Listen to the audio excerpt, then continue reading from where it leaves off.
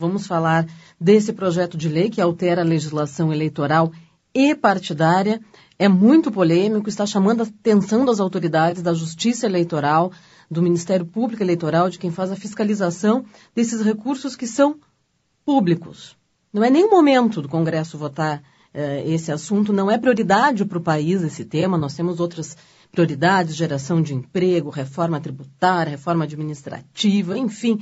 O que não falta no Congresso é projeto importante para ser votado nesse momento. Mas vamos entender com os nossos entrevistados por que esse assunto veio à baila nesse momento. O primeiro dele já está na linha, Carolina. Então vamos lá, vamos lá. Daqui a pouquinho a gente repassa os outros assuntos de Brasília. Claro. Olha, não são poucos os assuntos na capital federal, mas já abrimos o programa conversando com o senador Paulo Paim, do PT aqui do estado. Nós vamos ouvir os 3 senadores agora em sequência nesta manhã, a partir de agora aqui no Gaúcho Atualidade. Senador, bom dia.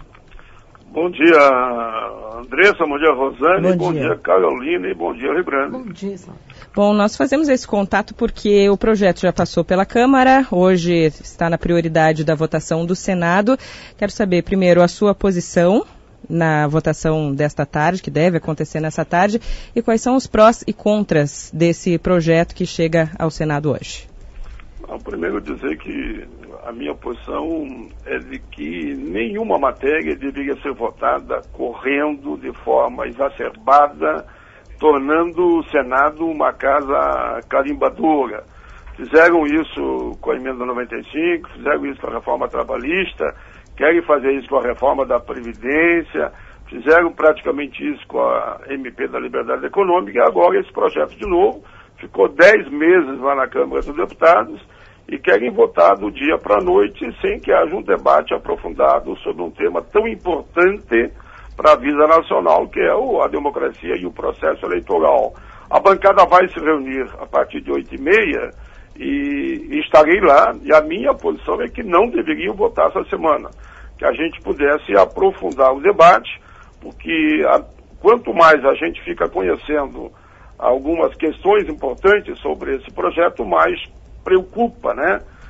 Por exemplo, quando ele sai de 1,7 em 2018 e poderá chegar até 3 bilhões, embora assim foi o projeto que foi encaminhado pelo governo, aumentando para 2,5, depois que foi engano, que é 1,7, e há quem diga que pode chegar até 3,7 bilhões. Fragiliza a fiscalização da condição, porque estou lendo nesse período, que estou envolvido muito com a reforma da Previdência, permitindo até que os partidos comprem prédios, enfim, todo tipo de estrutura que, no nosso entendimento, não deveria ser por aí a disputa do processo eleitoral, sem permitir que o setor econômico invista nas candidaturas.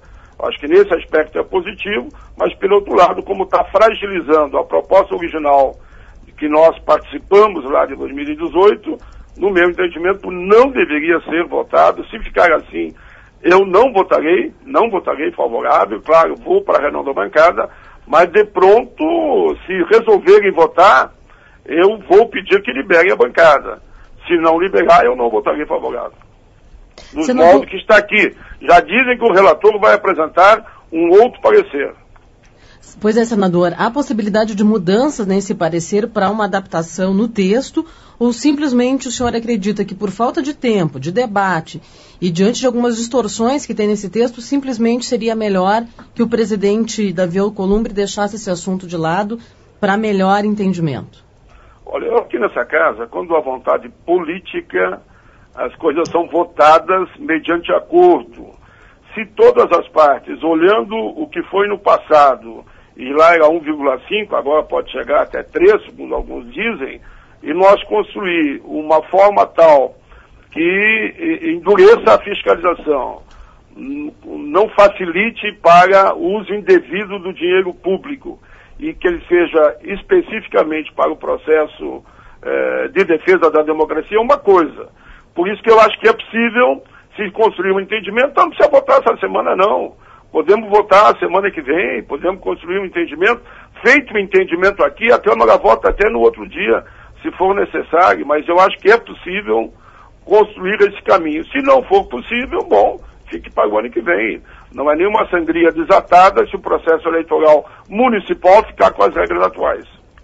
Senador, eu quero aproveitar a sua presença aqui no Gaúcha Atualidade para lhe perguntar sobre outro tema que é bem polêmico no Senado, que é essa CPI para investigação do Judiciário, também chamada de CPI da Lava Toga. Qual é a sua posição? Olha, a minha posição nesse aspecto é muito clara e nenhuma vacilação de minha parte. Eu estou muito preocupado, Rosane, com o processo democrático.